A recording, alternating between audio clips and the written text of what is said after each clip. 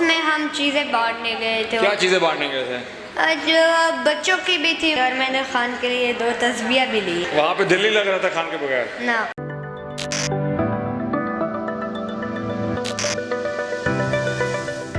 अस्सलाम वालेकुम। वालेकुम सलाम। मुनीब खान, क्या हाल है? ठीक। मैं कहा 2 दिन से आप नजर नहीं आए, किधर गए थे? डर गए थे? नहीं, वो बनू में ना ज़रा महमूदा फाउंडेशन है ना, तो उसमें हम चीज़ें बांटने गए थे। क्या चीज़ें बांटने गए थे? जो बच्चों की भी थी, मर्द की भी थी, बड़े इंसानों के कपड़े वगैरह, खिलौने, बर्तन, बहुत सारे। अपने लिए खिलौने रखे? बहन के लिए रखे थे। मेरे लिए? आप आते हैं ना उधर। हाँ, तो मुझे आपने बताया नहीं ना, आप तो अचानक से गायब हो गए। मैं परेशान, मैंने कहा पता नहीं किधर चले गया खान।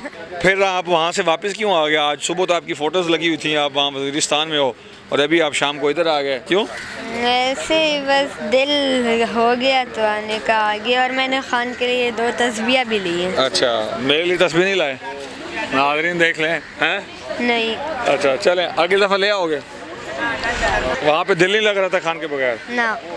अब यहाँ आके अब सुकून मिल जाएगा। हाँ।